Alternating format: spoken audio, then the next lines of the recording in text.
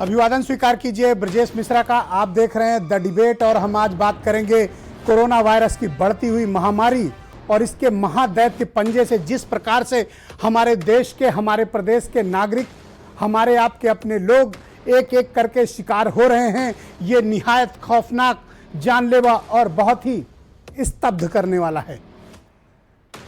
पिछले 24 घंटे के भीतर जिस प्रकार से विधायक से लेकर एक सीनियर मोस्ट आईएएस अधिकारी की मृत्यु हो रही है। विधायक चिट्ठी लिख लिख कर मर गए, लेकिन उनको कायदे का बेहतर एक इलाज तक नहीं मिला। बीजेपी के बरेली के विधायक केसर सिंह भारत सरकार से लेकर उत्तर प्रदेश सरकार, मुख्यमंत्री कार्यालय सबसे गुहार लगाते रहे, लेकिन विधायक जी को इलाज नहीं मिला। इमरजेंसी में रात भर पड़े रहे, अगले दिन आईसीयू मिला, तब तक देर हो चुकी थी।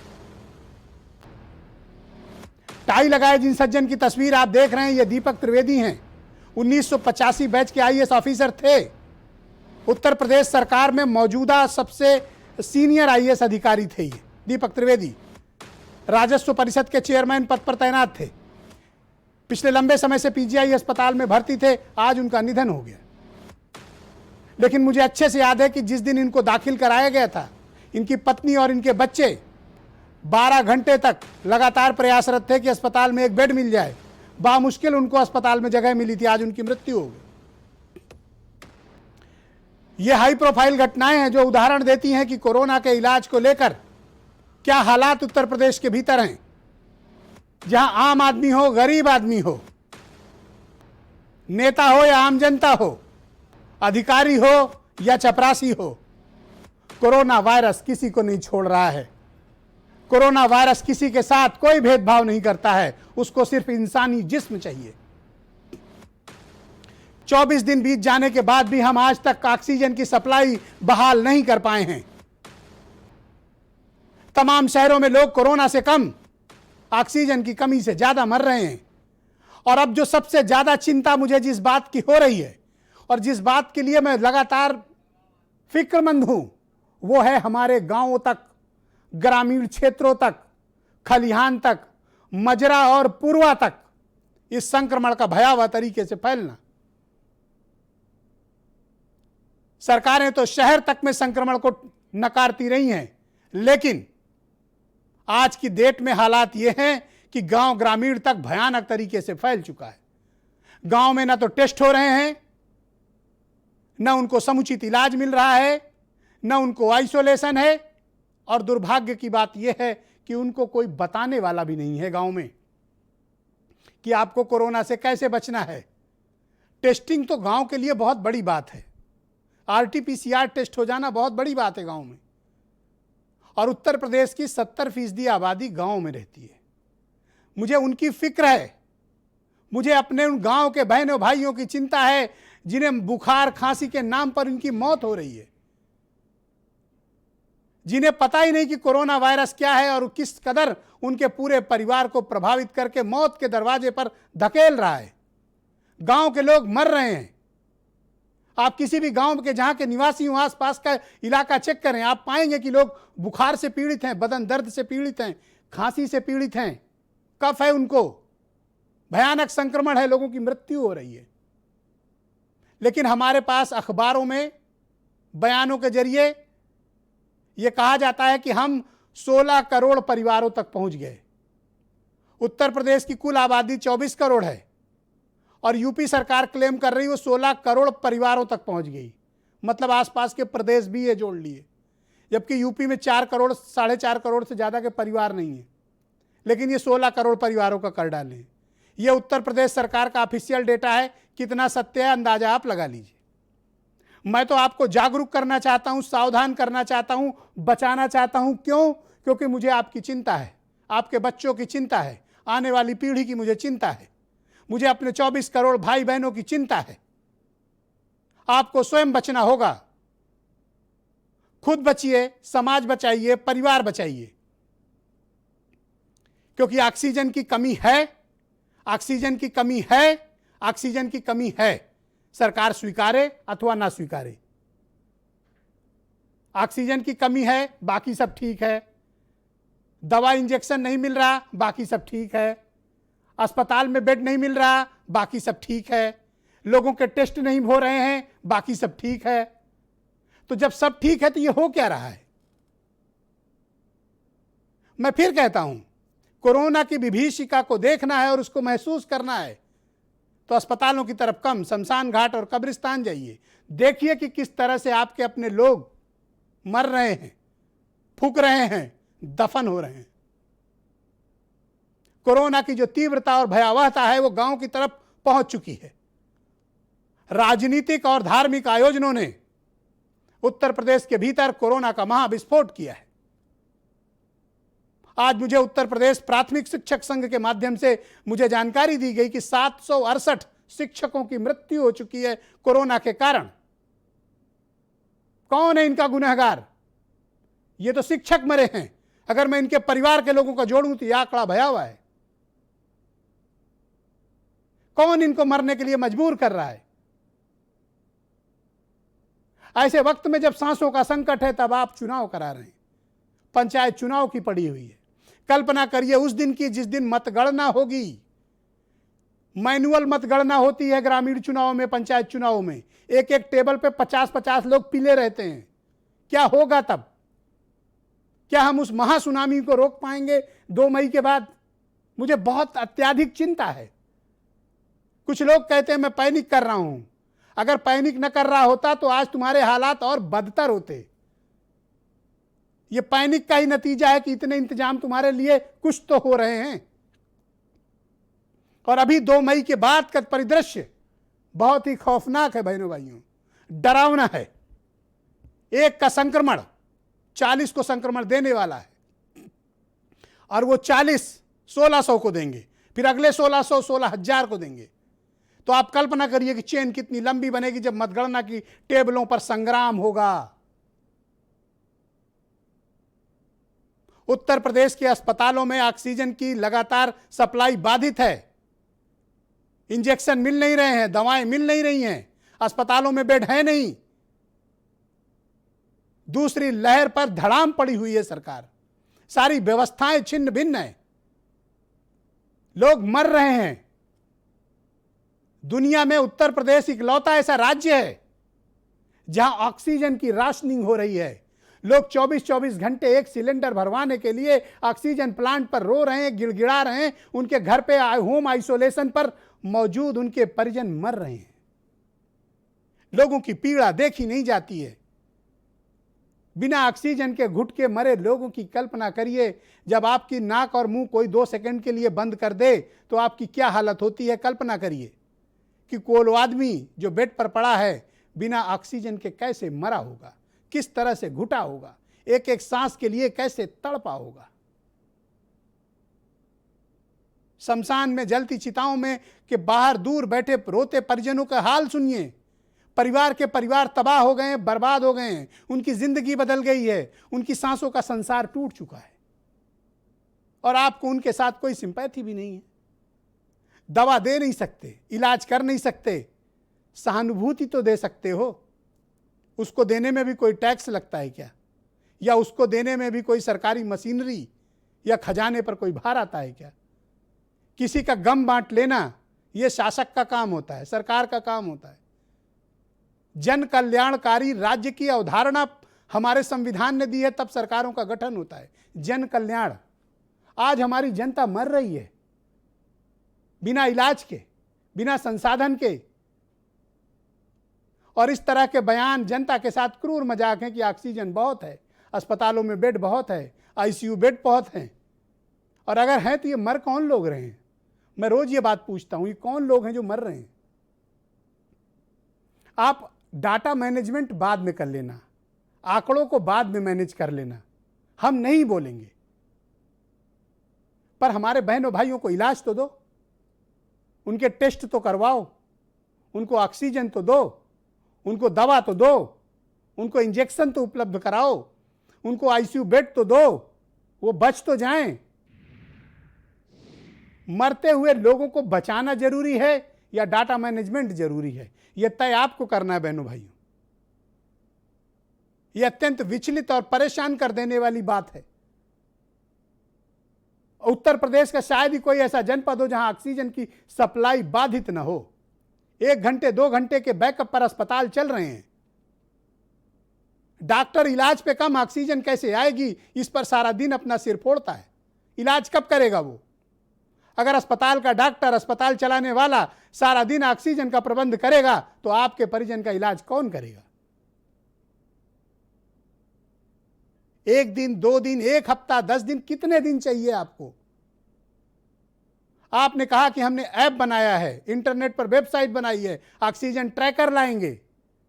ऑक्सीजन इंटरनेट से नहीं मिलती है, वो फैक्ट्रियों से मिलती है, क्रायोजेनिक टैंकर से चलती है और सिस्टम में अपलोड होने के बाद जनरेट होती है। फिर वो सिलेंडर के जरिए या फिर सीधे मुंह में जाती है, नाक में जाती है। जिन्हें इतनी बेसिक समझ नहीं, वो अपनी जानकारी बढ़ा लें। आपके बयान दे देने से कोई किसी की सांसें नहीं लौटाएंगी। आपके ये कह देने से ऑक्सीजन बहुत है, कोई जिंदा नहीं हो जाएगा। उनकी पीड़ा का एहसास करो। कुछ नहीं कर सकते तो संवेदनशीलता दिखाइए, सिंपैथी दिखाइए। होम्योपैथी, एलोपैथी नहीं दे सकते तो सिंपैथी तो दे सकते हो। उसको देने में भी परेशानी है। क्या हम अपने लोगों को मरते हुए यूं ही देखते रहेंगे? और यह सिलसिला कब तक चलने वाला है? यह हो गया लेकिन यह ठीक है, यह हो गया लेकिन यह ठीक है। आपने कहा कि हजारों बेड लखनऊ में उपलब्ध हैं। लोग इस उम्मीद में भागे चले आए लखनऊ कि यहां बेड उपलब्ध हैं, यहां मारे मारे फिर रहे हैं लोग। अब आपने कह दिया कि कोई भी बाहर नहीं दिखना चाहिए सिलेंडर लगाए। पुलिस लग गई है, डंडा मार के भगा रही है लोगों को। ऑक्सीजन के लिए तड़पते हुए लोगों को देखना, उनके दर्द को साझा करना, यह रुलाता है। एक सरकार, एक समाज के रूप पर हम पर 10 सवाल खड़े करता है, हमसे सवाल पूछता है। ये क्या कसूर था जिन्होंने भरी जवानी में अपने बेटे खोए, अपनी भाई खोए, अपने पिता खोया, अपना सब कुछ खोया? क्या कसूर है इन लोगों का? क्या उत्तर प्रदेश में लोगों को इलाज नहीं मिल सकता? क्या उत्तर प्रदेश में ऑक्सीजन नहीं मिल सकती? क्या उत्तर प्रदेश के भीतर इंजेक्शन और दवाएं नहीं उपलब्ध हो सकती? क्या कारण है? दूसरी लहर को लेकर इस प्रकार की नाकाम व्यवस्था, इसके जिम्मेदार कौन लोग हैं? और यह बात अकेले ब्रजेश मिश्रा नहीं कह रहे हैं, मैं वो चिट्ठी लेकर आया हूं। भारतीय जनता पार्टी के दर्जन भर विधायक, मंत्री, सांसद ऑक्सीजन की कमी का हवाला लिखित पत्रों में दे रहे हैं, अपने लोगों को मरते हुए देख रहे हैं। उन्होंने चिट्ठियां लिखी हैं जिला अधिकारी से लेकर उत्तर प्रदेश के चीफ मिनिस्टर तक कि ऑक्सीजन की कमी है, लोग मर रहे हैं, हमारी आंख के सामने मर रहे हैं। विधायक पत्र लिख रहे हैं। इससे बड़ा उदाहरण क्या चाहिए? अगर यह व्यवस्था की नाकामी नहीं है तो व्यवस्था की नाकामी फिर किसे कहते हैं? 24 दिन बाद भी व्यवस्था का पटरी पर न लौटना यह बताता है कि उत्तर प्रदेश का स्वास्थ्य विभाग, मेडिकल एजुकेशन डिपार्टमेंट और टीम 11 अपने कर्तव्यों के निर्वहन में फेल रही है, नाकाम रही है।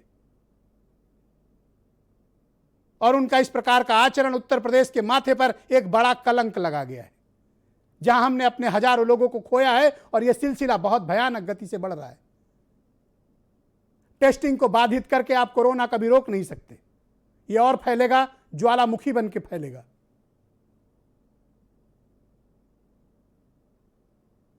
सबसे पहली आवश्यकता है टेस्ट करिए, लोगों को आइसोलेट करिए, उनको ट्रीट करिए, अपनी नाकामियों को स्वीकारिए, विशेषज्ञों को अपने पैनल में रखिए, जो महामारी के विशेषज्ञ हैं, जो प्रतिष्ठित डॉक्टर हैं,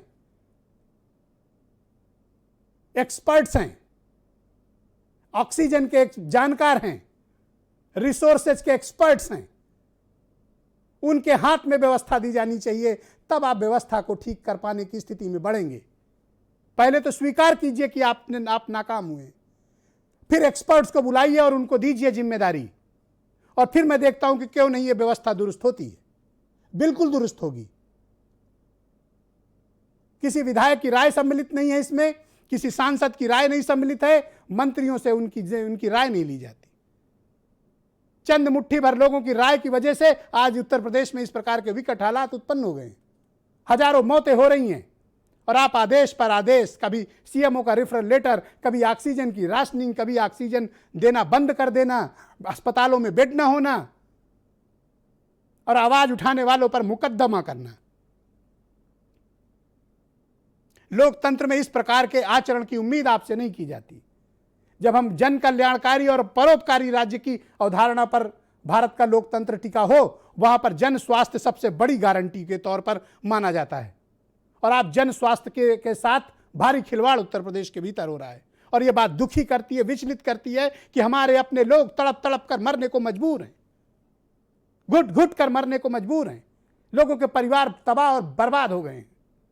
सुनिए कुछ बयान, शायद आपका भी दिल दहलेगा, शायद आप भी ये सोचने को मजबूर होंगे कि जिस राह पर आप बढ़े हैं वो राह गलत है। उत्तर प्रदेश के लोगों को बचाइए। 4,70,000 रुपए जमा कर चुकी हूँ और इन लोग को पता भी नहीं है कि मेरे पापा का कौन सा टेस्ट हुआ है, कौन सा नहीं हुआ है। यहाँ पे आज सुबह से 2 बार ऑक्सीजन पूरा खत्म हो चुका है। ऊपर लोग हैं जिनका ऑक्सीजन सिंगल डिजिट में, मेरे पापा का ऑक्सीजन 6 पे था। यहाँ पे वो हैंड वाले पंप यूज कर रहे हैं, एक दिन का 40,000 लेकर। शरीर में ऑक्सीजन रह गई है 10%। डॉक्टर ने अपना कार्ड दिया, डॉक्टर ने लिख के दिया और दुनिया भर में धक्के खाए हमने। हमें गैस नहीं मिल रहा, हम कहाँ जाए? हमारी पत्नी है। आपकी पत्नी है? आप किस लिए आए आप यहाँ पे? गैस लेने साथ में, हमें सिलेंडर चाहिए। गैस लेने आए, गैस नहीं दे रहे, खा जाए। इसमें जो L2 की व्यवस्था हम लोग बढ़ा रहे हैं, जैसे हम अपने जनपदों में, स्वास्थ्य विभाग अपने जनपदों में 2 CHC को चिन्हित करके उनको 50-50 बेड, जो अमूमन 30 बेड के होते हैं, उनको 50-50 बेड करके 100 का हम लोग बनाएंगे। और इसी तरह करके हम डिस्ट्रिक्ट हॉस्पिटल या कोई प्राइवेट हॉस्पिटल को लेंगे, उन जनपदों में मिला के 200 बेड हम उसको इंक्रीज करेंगे। निजी अस्पतालों में अब भी सीधी भर्ती नहीं, अभी भी रेफरल लेटर सीएमओ का चाहिए। जो बड़े लोग हैं, VIP लोग हैं, उनके लिए सारे दरवाजे खुले हैं, गरीब के लिए कोई दरवाजे नहीं खुले हैं। आज की डिबेट में मुझे ज्वाइन कर रही हैं अनीता अग्रवाल भारतीय जनता पार्टी से हैं, सुची विश्वास कांग्रेस से हैं, doctor SNS Yadav farmer chief medical officer हैं, उत्तर लखनऊ के रह चुके हैं, और डॉक्टर दीपाली भारद्वाज। बहुत शुक्रिया और धन्यवाद आप सभी का इस कार्यक्रम में मेरे साथ सम्मिलित रहने के लिए। अनीता अग्रवाल जी, आम आदमी तो छोड़िए, आप अपनी पार्टी के विधायकों, आप अपनी पार्टी के मंत्रियों, आप अपनी पार्टी के कार्यकर्ताओं, आप अपनी पार्टी के नेताओं तक को इलाज उपलब्ध नहीं करा पा रही हैं। मैं वो सारे पत्र आज लेकर आया बैठा हूँ इस डिबेट में, जिन्होंने लोगों ने अपनी पीड़ाएं लिखी हैं, आपके विधायकों ने, कि ऑक्सीजन की कमी और किल्लत, ऑक्सीजन इंजेक्शन न होने से लोग मर रहे हैं और आपकी सरकार इसके लिए जिम्मेदार है।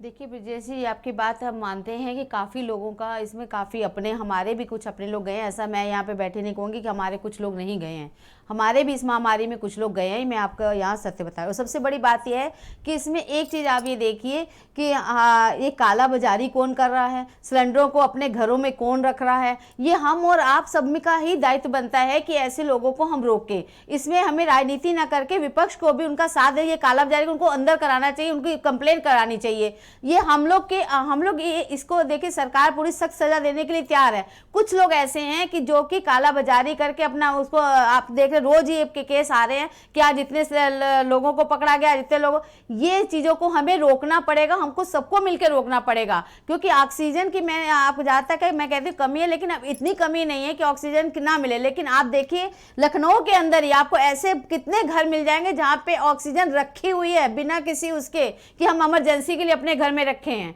आज ही हमने किसी एक घर से ऑक्सीजन लेकर किसी दूसरे घर में पहुंचाई है।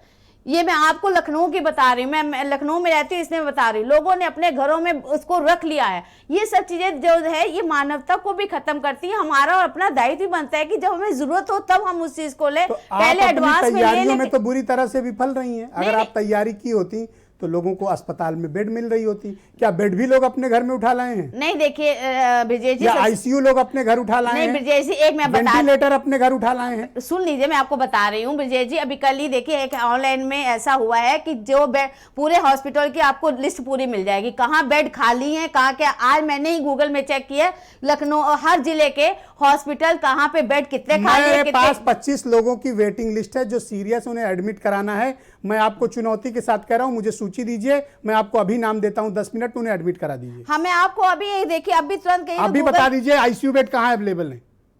मैं अभी आपको अभी बता दीजिए कहाँ अवेलेबल है? अभी आपको बता रही हूँ, बस 2 मिनट के अंदर इसी में बता रही हूँ। 2 मिनट, ये देखिए मैं बता रही हूँ, 1 सेकंड। आईसीयू बेड कहाँ अवेलेबल है? मैं बिल्कुल अभी आपको बता रही, मैंने इसमें गूगल में सर्च किया, उसमें आया आईसीयू बेड भी है, वेंटिलेटर्स भी है, सब है। मैं आपको अभी कई हॉस्पिटल जहाँ पे पूरी अनीता अग्रवाल जी की बात सुन रहे लखनऊ के लोग या आसपास के लोग इनकी बात सुन लें और इनसे पूछें कि बेड कहाँ अवेलेबल है। मैं अभी बता रही हूँ, अभी लोक बंधु में भी 20 बेड खाली है, केजीएमसी में भी खाली है, और अभी मैं आप भर्ती करा देंगी? मैं आपका नंबर सार्वजनिक करा दूं? नहीं, आपको टोल नंबर फ्री दे देते हैं। टोल नंबर से कहाँ कोई भर्ती हो रहा है? नहीं, वहाँ पे उसके नंबर हैं, नंबर दिए गए हैं, उसमें आप तुरंत आप दवाएं आप दे नहीं पा रहे हैं, इलाज आप कर नहीं पा रहे हैं, ऑक्सीजन आप दे नहीं पा रही हैं, और शमशान पर जलती लाशें। आपके मन में एक बार भी अपनी मिट्टी का कर्ज याद नहीं आता अनीता जी? इसी मिट्टी में पली बड़ी हैं आप। विजय जी, मैंने कहा ना, हमने भी अपनों को खोया है। मैं आपको अभी यही पहले मैंने आपसे पहले कहा, हमने भी अपनों को खोया है। अभी आपके सामने एक जने ये कह रहे थे कि वीआईपी के लिए सब कुछ है, तो वीआईपी में से तो कुछ लोग गए। ऐसा नहीं है कि वीआईपी के लिए सब कुछ है। मौत जो है वो ना वीआईपी को देखती है, ना गरीब को देखती है, ना अमीर को देखती है। ये बात हमें आप इस बात को मान लेने में आपको कोई कठिनाई है कि आपकी स्वास्थ्य व्यवस्था ढह गई है, ध्वस्त हो गई है, आपकी सरकार व्यवस्था बनाने में नाकाम रही है? मैं विजय जी मानती हूँ कि परफेक्ट नहीं है, लेकिन कोशिश पूरी की गई है और कोशिश पूरी जारी भी है। मैं ये मानती हूँ कि परफेक्ट नहीं है, लेकिन कोशिश में कहीं कमी नहीं है, कोशिश पूरी तरीके से जारी है। इस बात को मैं मानती हूँ। और सबसे बड़ा मैं ये भी कहती हूँ कि स्वास्थ्य को हमने नंबर 1 पे रखा है। हमने आयुष्मान भारत की व्यवस्था की, हमने जन औषधि की व्यवस्था की। चिट्ठी पढ़ के सुनाता हूँ, आप तसल्ली से सुन लीजिए। दीनानाथ भास्कर हैं, भदोही से आपकी पार्टी के विधायक हैं। आपकी पार्टी के जिला महामंत्री लाल बहादुर मौर्य जी, मैं जानता हूं उनको, चूंकि मैं प्रयागराज से बिलोंग करता हूं। जीवन उन्होंने दे दिया भारतीय जनता पार्टी को, जीवन दे दिया अपना। कोरोना हुआ, बेचारे अस्पताल भर्ती हुए, उनकी पत्नी और बच्चे इंजेक्शन के लिए गिड़गिड़ाते रहे 3 दिन। उनको ना तो इंजेक्शन मिला, ना आईसीयू बेड मिली। मौर्य जी मर गए और विधायक जी ने चिट्ठी लिखी है कि इसकी जाँच कराई जाए। बिल्कुल इसमें जाँच होगी। आप अपनों के साथ भी नहीं खड़ी हैं। नहीं, हम अपने मतलब जिन्होंने आपको जीवन दे दिया आपकी पार्टी के लिए, आप उनके साथ भी नहीं है। आप मतलब आपकी सरकार। आपकी विजय जी हम बात समझ रहे हैं। ये मेरी पीड़ा है। नहीं, पीड़ा हम कल को हम भी हो सकते हैं, कल को कोई भी हो सकता है। ऐसा नहीं, खाली आप सबकी पीड़ा है, लेकिन उसमें हम कह रहे हैं सहयोग की जरूरत है। इस समय हमें राजनीति की आवश्यकता नहीं, उसमें जो अच्छा, ये मैं इनकी तकलीफ बता के राजनीति कर रहा हूँ? नहीं, आप नहीं, मैं कह रही ना, जैसे कालाबाजारी जो लोग कर रहे हैं, जो लोग घरों में, अरे घरों पे छापा मारो, उनके घर बुलडोजर से गिरा दो जो कालाबाजारी करें। मैं आपके साथ खड़ा हूँ। हाँ, तो मैं रिपोर्टर को भेजूंगा कि जाओ कवर करो जिसके घर पे कालाबाजारी हो, गिरा दो उसका घर। वैसे भी आप लोग प्रॉपर्टी सीज करने, घर गिराने के एक्सपर्ट हैं। जेसीबी तुरंत लाते हैं, लेकिन ऑक्सीजन नहीं लाते हैं। ऑक्सीजन भी आगे देखिए, आप देखिए 3 दिन के अंदर प्लांट पूरा पीजीआई में लगाया है। एक अस्पताल का प्लांट कितने लोग को चलेगा? आप तो पढ़ी लिखी हैं, आप तो गुमराह मत करिए। दर्शक क्या सोचेंगे आपके बारे में? ऑक्सीजन एक्सप्रेस भी पूरी आई है यहाँ पे। 3 टैंकर मंगाया, एक बनारस उतर गया, एक लखनऊ, एक कानपुर। एक टैंकर कितने दिन चलेगा पता है? 12 घंटे की सप्लाई एक शहर में केवल दे सकता है। उसके बाद ही बहुत जल्दी से कार्य हो रहा है इसमें ऑक्सीजन की। इस समय देखिए सांस अभी चाहिए, पता है? अगर मैं अपनी सांस ऐसे बंद कर लूं, नाक और मुंह, पता है मैक्सिमम मैं 3 मिनट जीवित रह पाऊंगा।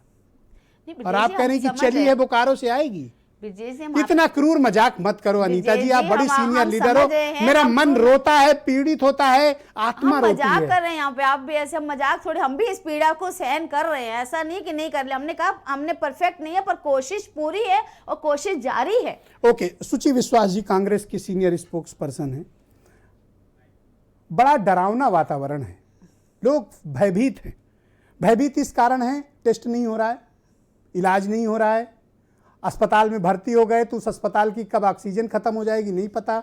आईसीयू में भर्ती हो गए तो परिजन इलाज से ज़्यादा ऑक्सीजन है कि नहीं ये पता करते रहते हैं। इस कदर दुर्भाग्य है कि आज तक हम 24 दिन तक सप्लाई लाइन तक बहाल नहीं कर पाए हैं।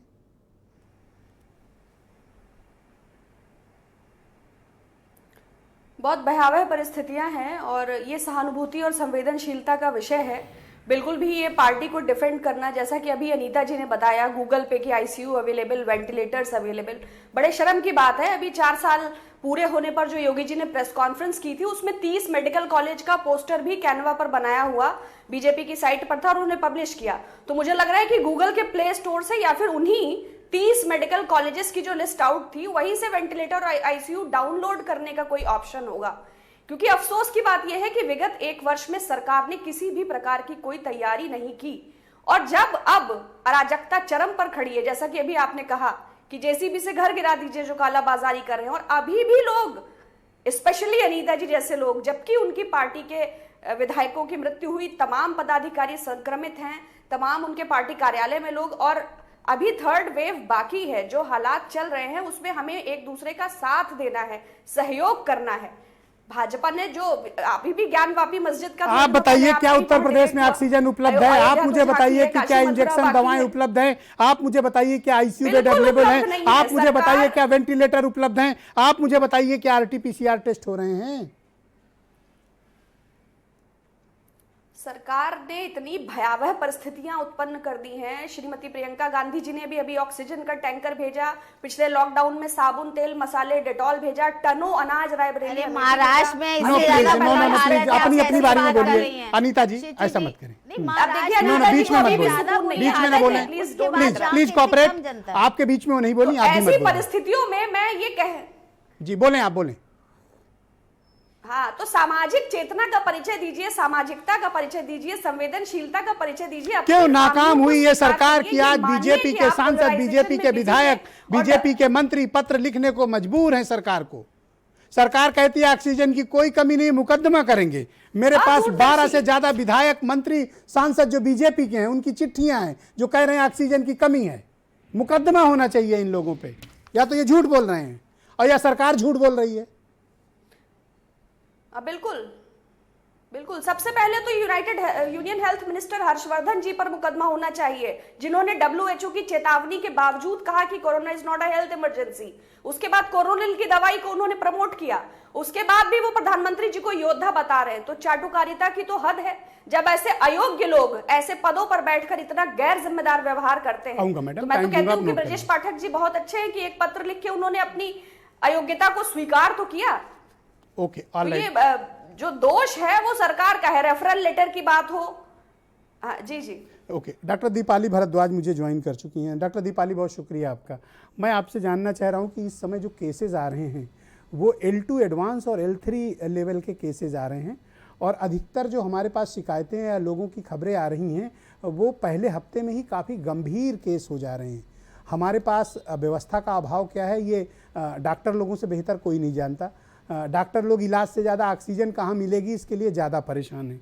परिस्थितियाँ कितनी और बिगड़ चुकी हैं पिछले सप्ताह से लेकर अब तक? बहुत ज़्यादा बिगड़ चुकी हैं ब्रजेश जी। और आगे अभी तो हमें ये याद रखना है कि सेकेंड वेव की पीक आई नहीं है, सेकेंड वेव की पीक आनी बाकी है, और जब वो पीक आएगी तो वो 1.5-2 महीने लास्ट करेगी।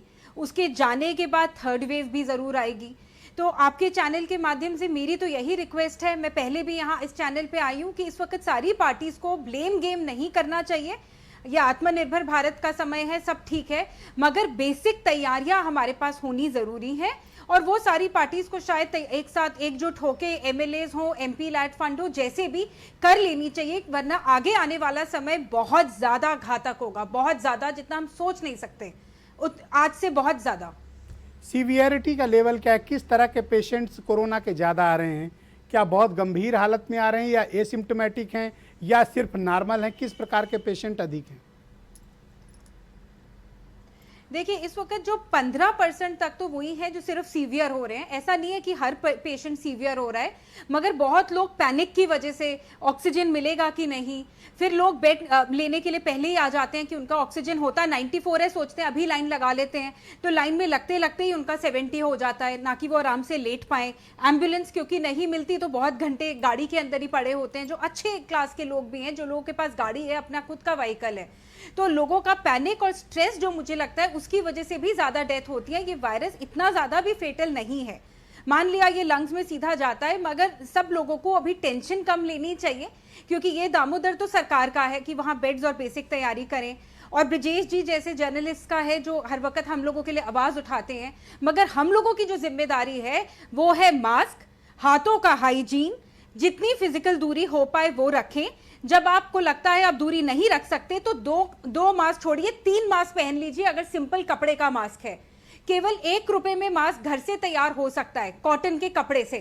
जरूरी नहीं है कि आपको महंगा N95 जो काला बाजारी का मास्क मिल रहा है वो अपने पहनना है। डॉक्टर्स की और हेल्थ वर्कर्स की बहुत है। कारण क्या है कि ये लगातार प्रभावित हो रहे हैं, खुद भी संक्रमित हो रहे हैं, लगातार इनकी भी मौतों की खबरें आ रही हैं। अगर ये स्थिति लंबी खिंचती है तो हमारे पास न तो डॉक्टरों की उपलब्धता ज़्यादा होगी, न हेल्थ वर्कर की, न पैरामेडिकल स्टाफ की। हमें इनकी सर्वाधिक चिंता होनी चाहिए और इसके बारे में सरकार के पास कोई एक्शन प्लान भी होना चाहिए। बिल्कुल ठीक। मुझे तो लगता है जैसे अभी हमने न्यूज़ में सुना था कुछ जजेस के लिए, उस तरह हर शहर में, हर स्टेट में एटलीस्ट एक हॉस्पिटल डेडिकेटेड डॉक्टर्स के लिए होना चाहिए और हेल्थ केयर वर्कर्स के लिए फॉर कोविड केयर। मगर बहुत ज़्यादा ज़रूरी है डॉक्टर्स की वैक्सीनेशन। कुछ डॉक्टर्स जिन्होंने पहले चरण में नहीं किया उनका टीकाकरण तुरंत हो जाना चाहिए। मगर सबसे खूबी की बात जो ये है कि डॉक्टर्स को अभी आप देख लो 1-2 केसेस आ चुके हैं जहां मरीज के मरने से डॉक्टर्स पे हाथापाई भी हो गई, मगर डॉक्टर्स डरे नहीं, झुके नहीं, रुके नहीं, उन्होंने एक बारी सोचा नहीं। मैं तो अभिनंदन करता हूं अपने डॉक्टरों का, पैरामेडिकल स्टाफ का, हेल्थ वर्कर्स का, सफाई कर्मचारियों का, जो अपना जीवन दांव में लगाकर लोगों को बचा रहे हैं, इंसानियत और मानवता को बचा रहे हैं। बहुत शुक्रिया आपका दीपाली जी, बनी रहिएगा हमारे साथ।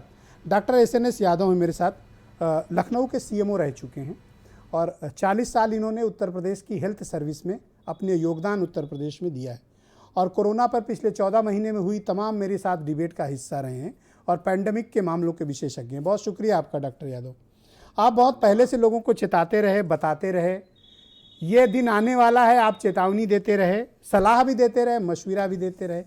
आज वो चुनौती और वो समस्या हमारे समक्ष महादैत्य के रूप में खड़ी है, हमारे अपने ही लोगों को निगल रही है और स्थितियां दिनों दिन गंभीर होती जा रही हैं। हम टेस्टिंग से लेकर शमशान तक कतारें देखने को मजबूर हैं। इसमें ब्रजेश जी कोई शक नहीं, आपने तो सारी बातें बता दिया है। ये सुनामी नहीं, महासुनामी है। अब कोई इसके लिए तैयार नहीं था। ये तो वैसे ही है कि डैम में बहुत पानी है और डैम टूट गया, एकाएक बाढ़ आ गई, उसके लिए हम तैयार नहीं थे। जबकि पहली जो हमारी लहर आई थी उस समय बहुत सारे अस्पतालों को डिनोटिफाई कर दिया गया, ऑक्सीजन प्लांट नहीं लगाए गए। इस समय मैं ये बताना चाहता हूँ इस बीमारी में oxygen oxygen oxygen oxygen is only game changer. वो भी जल्दी से जल्दी ऑक्सीजन थेरेपी दिया जाए। समय आ गया है कि केवल टेस्टिंग और ट्रीटमेंट 2 पर ध्यान दिया जाए। टेस्टिंग में पॉजिटिव आए उनको आइसोलेट करें।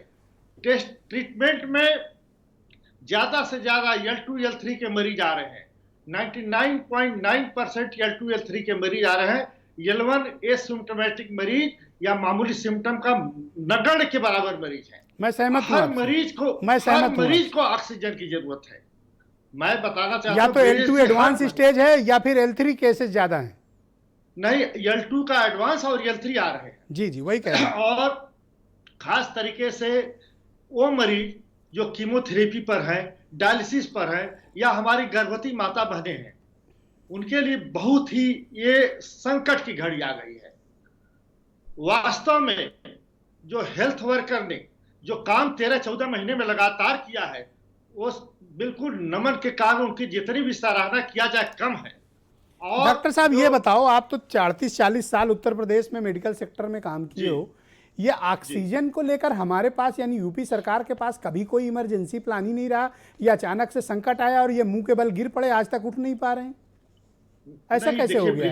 देखिए ब्रिजेश जी, जब पहली लहर आई थी तभी सभी को पता कि इस बीमारी में ऑक्सीजन ही केवल एक कारगर उपाय होती है। हम 6-7 महीने तक सोते रहे, हमने ऑक्सीजन प्लांट नहीं लगवाए, हॉस्पिटलों में ऑक्सीजन की जो पुराने अस्पतालों में पाइपलाइन नहीं लगवाए। आज हम उनको टोटल कोविड हॉस्पिटल बना दिया गया। बेड तो हमारे पास हैं, इसमें कोई शंका नहीं, लेकिन जो ऑक्सीजन के बेड हैं वो नहीं है। औसत हम 15 लीटर पर मिनट अगर एक मरीज को ऑक्सीजन ले रहे हैं, क्योंकि कुछ मरीजों में हम हाई फ्लो नेजल कैनुला पर दे रहे हैं तो उनको 60-70 लीटर पर मिनट है, 50-60 लीटर पर मिनट वेंटिलेटर पर है, नेजल पर 5 से 10 दे रहे हैं, तो हम औसत 15 का ले रहे हैं। तो हमारे पास वो जनरेशन, वो तैयारियां नहीं थी और एकाएक सुनामी आ गई है, महासुनामी, तो हम उसके लिए तैयार नहीं हो पाए। अब जब समस्या इतनी विकराल है, भीषण है कि न तो अस्पतालों में जगह है, ना तो हमें इलाज मिल पा रहा है, ना तो इंजेक्शन्स हमारे पास अवेलेबल है। आप चाहें तो पानी पी सकते हैं। नहीं। ओके, तो इस वक्त अब हमें क्या करने की आवश्यकता है? देखिए, इस समय केवल ट्रीटमेंट, ओनली ट्रीटमेंट, ट्रेसिंग, मतलब टेस्टिंग और ट्रीटमेंट, इन दोनों चीजों पर सरकार का ध्यान बटाना है। देखिए, सारे हेल्थ वर्कर लगे हुए हैं। ये कहना गलत है कि हमारे स्वास्थ्य विभाग सोया हुआ है। स्वास्थ्य विभाग हमारे आशाओं से लेकर के सारे डॉक्टर तक लगे हैं। बहुत सारे डॉक्टर ने इस बीमारी में अपने को कुर्बान कर दिया। जो कुर्बान कर दिए, सरकार ने उनको अनाउंस किया था 50 लाख दिया गया, हमारे ख्याल से नगण्य के बराबर पाए होंगे। जो हमको सूचनाएं मिलती है अभी तक तो किसी को नहीं मिला। अब बहुत सारे हमारे भी जानने वाले डॉक्टर गए हैं जो ड्यूटी में थे, ड्यूटी के दौरान गए हैं, तो अब उनका मनोबल गिर रहा है। तो इस सब का सरकार को ध्यान दिलाइए। आपने बहुत कुछ ब्रिजेश जी ने कह दिया और सरकार इसमें कोई शंका नहीं कि सारा जिला आप मुझे बताइए डॉक्टर यादव, आप मेरे साथ 14 महीने से डिबेट में हैं, आप मुझे बताइए लखनऊ से लेकर लंदन और अंबेडकर नगर से लेकर अमेरिका जी और इलाहाबाद से लेकर इटली तक के कौन से ऐसे विशेषज्ञ नहीं थे जिनको लाकर इस चैनल पे मैंने बिठाया नहीं, ओपिनियन नहीं दी, एक्सपर्ट्स एडवाइस नहीं दी, क्या करना चाहिए, कैसे निपटना चाहिए, तैयारियां क्या करनी चाहिए, क्या नहीं बताया मैंने? बिल्कुल आपने सही बताया, लेकिन ये तैयारियां हो नहीं पाई थी। आओ, जो 6-7 महीने का हमारे पास ग्रेस पीरियड मिला था, इसमें रियली कुछ नहीं हो पाया है।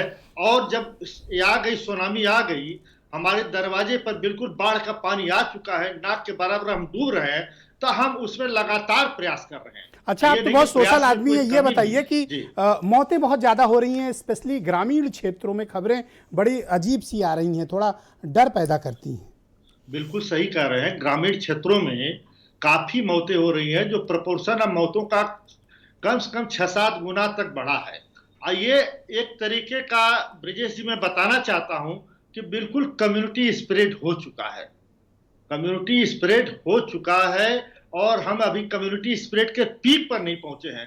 कल्पना करिए कि वो स्थिति कितनी भयावह होगी जब हम 2 तारीख को मतगणना होगी और उसके 10 से 15 तारीख मई तक क्या भयावह स्थिति होगी। उसके लिए हमको पूरी अब तैयारी कर लेनी है। 10-15 दिन में तैयारी की, समय बहुत कम है। अगर हम रात दिन लगेंगे तभी हम उस भयावह प्रकोप को झेल पाएंगे, अदरवाइज बहुत ही। अच्छा, एक एडवाइस दीजिए कि तमाम लोग ये जानना चाहते हैं कि वो किस स्टेज पर अस्पताल भर्ती हों और किस स्टेज तक वो घर पर रहकर अपना ट्रीटमेंट कर सकते हैं।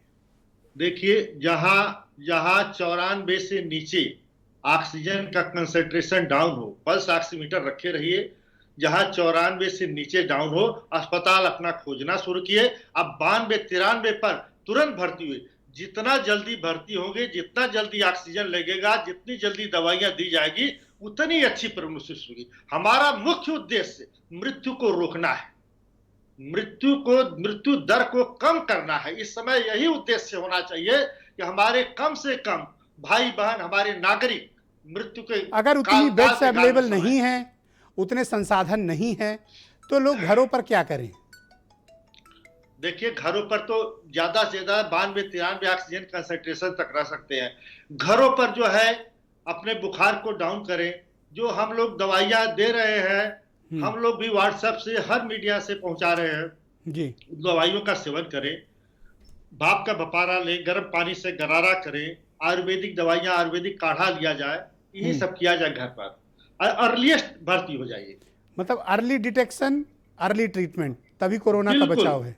इसी से मृत्यु दर कम होगी, क्योंकि आज मानव और मानवता, मैं कह रहा हूं, दोनों खतरे में है। मैं सहमत हूं आपसे।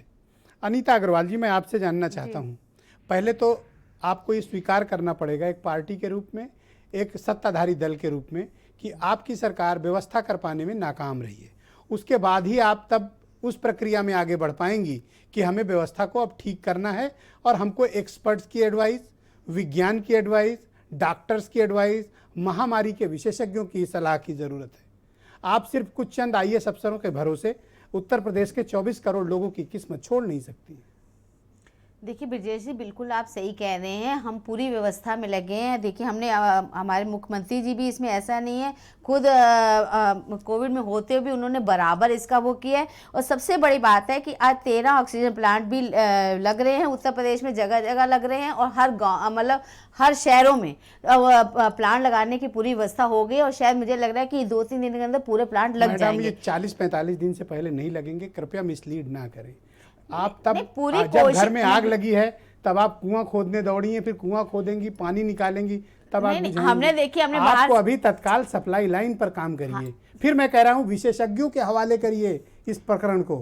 IAS अफसरों के, मंत्रियों के हवाले से करने से काम नहीं चलेगा। मेरी गुजारिश है आपसे। नहीं ब्रजेश जी, आप ठीक कह रहे हैं, आपकी राय को हम मानेंगे, लेकिन हम अभी आपकी प्रवक्ता कांग्रेस की कह रही थी कि उनसे, वो मेरी प्रवक्ता नहीं, वो कांग्रेस की प्रवक्ता, वो कह रहे हैं आपके चैनल में बैठी कांग्रेस प्रवक्ता कह रही हैं कि यहाँ पे उत्तर प्रदेश, उनको ये कही कि महाराष्ट्र में जब हम लोगों ने एक लेटर लिखा था कि महामारी आने वाली है, आप इसको थोड़ा सा देख लीजिए, तो इनकी महाराष्ट्र की सरकार ने बिल्कुल ध्यान नहीं दिया, राजस्थान में इन्होंने ध्यान दिया, और आज ये हम पे आरोप लगा रहे हैं। और ज्यादातर महाराष्ट्र से आप देखिए किस तरह से लोगों को निकाला गया, किस तरह से मजदूरों को ले। आप कर रही हैं। हमने वोट आपको उत्तर प्रदेश की सरकार बनाई, आपको वोट दिया, तो वहां से मैं सवाल यूपी के लोगों पे कर रहा हूँ, आप जवाब महाराष्ट्र पे वहां से निकाला गया है। यूपी के लोग वहां से यहाँ आए। अरे यहाँ जो मर रहे हैं उनका क्या कर रहे हैं? मैं कह यूपी के लोग ही तो आए हैं वहां से, महाराष्ट्र से तो आए हैं। ऑक्सीजन है, ना कोई प्लानिंग है, ना कोई विजन है, ना कोई नीति है आपके पास, ना रिसोर्स है, सिर्फ आपके पास क्या है? झूठे बयान, नहीं, गलत जानकारी। ऐसा नहीं है, गलत जानकारी। मैं तैयार हूँ, मैं बताने तैयार। आप डेटा पे बात कर लो, साइंस पे बात कर लो, सरकार की कोरोना पॉलिसी पर बात कर लो। मैं 3-4 घंटे नॉन स्टॉप बोलने को तैयार हूँ। मैंने 14 महीने यही अध्ययन किया है।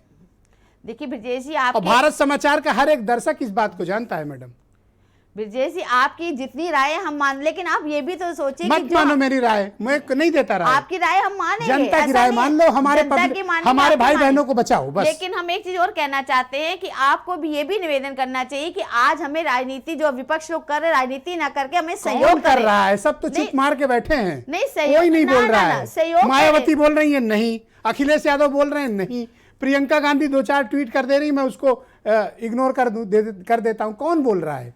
पूरा खुला मैदान है आपके सामने, जनता की मदद करो। जैसे अभी देखिए, ये कोई आपका रास्ता रोकने तो आ नहीं रहे। नहीं, हमने कहा जो काला बाजारी कर रहे हैं, जो घर में स्टोर कर रहे हैं, इनको पकड़ो, इनको छापा डालो, घर गिरा दो इनका। ये भी सहयोग करें, उसमें हमारा बताएं हमें, ये भी सहयोग करें, हम भी। ये कोई जासूस है, मुखबिरी करते हैं, अपराधी हैं जो आपको बताएंगे कि फलाने ने ये कर रखा है? नहीं, हमने कहा कि जहाँ पे कमाल है, इनको जब ये नॉलेज मिलती है, अभी नॉलेज होती हो कि कहाँ पे क्या है, यही तो नॉलेज। सरकार आप चलाओ, विश्व की सबसे बड़ी पार्टी आप, और सूचना की मोहताज हो आप कांग्रेस सपा बसपा से। ये भी तो इनको सूचना है कि वहाँ बेड नहीं है, यहाँ बेड नहीं है, ये कोई जासूसी तो नहीं है ना। और सार्वजनिक ऐसे ये भी पता चलता है कहाँ किसने काला बाजारी कर रही है। विश्वास काला बाजारी की इनको बड़ी फिक्र है, इनको बताइए कि आप कहो आपको क्या काला बाजारी की कोई सूचना है, और अगर है तो इनको देती क्यों नहीं है? इनकी सरकार काला बाजारी रोकने में नाकाम है, ये कह चुकी है एक तरह से। सुची जी गो अहेड। सबको सूचना है, गुजरात के बीजेपी प्रेसिडेंट पाटिल और महाराष्ट्र के बीजेपी प्रेसिडेंट का भी इन्वॉल्वमेंट रेमडेसिविर इंजेक्शन में पाया गया, और अभी उन्होंने कहा कि तैयारियों, बात महाराष्ट्र की नहीं है, बिल्कुल शुरुआत में ही प्रोक्योरमेंट के सारे राइट्स केंद्र सरकार ने अपने पास रखे, उसके बावजूद भी पीपीई किट्स के घोटाले हुए, वेंटिलेटर्स के घोटाले हुए, गुजरात में कालकोठरी अस्पताल को कहा गया। और अभी अगर जब आपको तैयारी करनी थी तब आप भाभी जी के पापड़ और ताली थाली कर रहे थे, और बिल्कुल लेटेस्ट अगर आप बात करें तो आपने एन मौके तक ऑक्सीजन को इंपोर्ट किया, लाइफ सेविंग। आपको मालूम है WHO ने उस समय भारत की तारीफ की थी, आपको मालूम है कितना हम लोगों ने काम किया था। आज पैंडेमिक अनीता जी, पहले शुचि जी आप ऐसी बात कर रही हैं, आप ये भी तो सोचिए जो सुनामी आई है, मत करिए, आप पहले गलत बोलेंगे तो फिर हमें बोलना पड़ेगा। नहीं, आप ये बताइए सुनामी आई है, आपको मिलकर करने की राजनीति करनी अपनी बात को बचाने का प्रयास करती हैं। WHO ने उस समय आप जब बिना भारत पढ़े की लिखे पूरी डिबेट तारीफ करती की हैं, थी, very bad, जब very उन्होंने bad। काम किया, पूरे अनीता दिन जी, रात काम किया, आज अनीता उन्होंने जी, कहा भी कि अगर भारत सुनिए, जो एक है मिनट पूरी सुनिए, तरीके से सुनिए, बचा हुआ सुनिए, है, और सुनिए। आज आप उसमें राजनीति कर रहे हैं। आप राजनीति तो ना देखिए, करें, अगर आपके उस समय राजस्थान में अगर जगतगुरु बनने का मतलब आपने भेजा भूटान नहीं से था। ऑक्सीजन लेना हमारी है, सरकार यहाँ से अगर बच्चों को विश्व गुरु लाकर बनने की के आड़ में आप दिया। भारत को सोमालिया और मजदूरों को सूडान आपने बना निकाला, रहे हैं और इसे मजदूरों को, कूटनीतिक गरीबों जीत को कहते हैं। आपने निकाला। कोविड नंगे पैर अभी भी बचा रहे रिवर्स हैं, माइग्रेशन पैदल आए। बराबर हो रहा आप है। लोगों ने वहां अभी से भी सरकार महाराष्ट्र से आपको रिवर्स मालूम है माइग्रेशन कैसे को लेकर निकाला गया, गंभीर नहीं है। दिल्ली से और ये केजरीवाल रिवर्स सरकार ने माइग्रेशन निकाला, गांवों में आपने स्थिति को निकाला उस विस्फोट समय। एक एक करके अपने बोलेंगी तो आवाज हॉस्पिटल जाएगी। में- अनीता अपने जी, हॉस्पिटल में आपने कोई अनीता जी, व्यवस्था आप नहीं उनको दी। बोलने दें, आप उनको बोलने दें, आपने अपनी बात गलत रखी। इस तरह से बोलेंगे तो गलत ओके, है उनकी ना। बात, अब अपनी बात रख ली। यस सुची जी, बोलिए आप। देखिए अभी भी रिवर्स माइग्रेशन का प्रॉब्लम बहुत जबरदस्त है और गवर्नमेंट लगातार उसको इनको इग्नोर कर रही है। 5 ट्रिलियन की इकोनॉमी की बात लेकर आए थे, आज 5 किलो अनाज पर देश को ले आए हैं।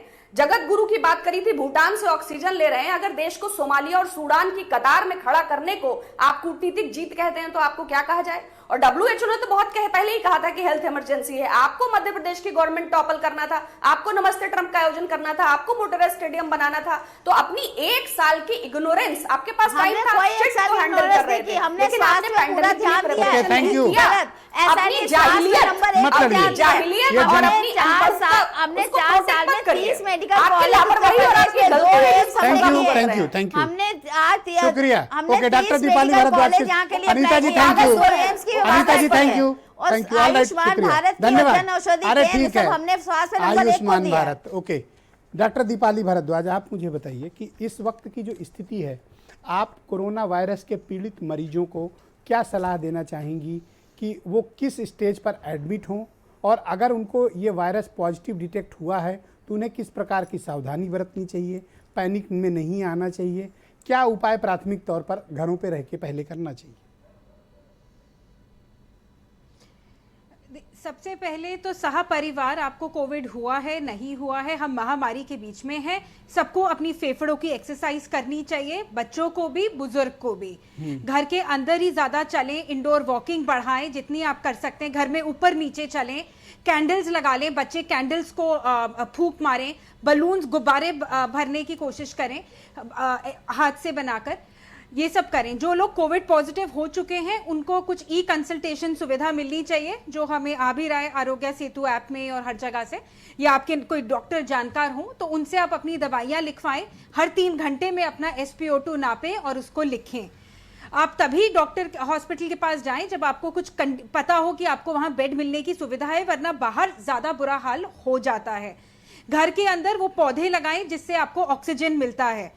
और बहुत ज्यादा जरूरी है, हर व्यूअर जो आपका इस वक्त चैनल देख रहा है, रोजाना जब हम सोने जाते हैं कोविड नेगेटिव होते हुए भी, तो अपने पेट के बल प्रोन सोएं, वो भी एक तरह की लंग की एक्सरसाइज होती है। आजकल सबके दिमाग में थोड़ा स्ट्रेस है तो लेटते वक्त भी तुरंत नींद नहीं आती, तो जब आप पेट के बल लेटते हैं तो पहले आधा घंटा लंबी सांस लेने की कोशिश करें, उससे आपके फेफड़े और बड़े होते हैं और पीछे वाला लोब के अंदर तक ऑक्सीजन जाता है, जो आमतौर पे नहीं जाता जब तक हम पेट के बल नहीं लेटते।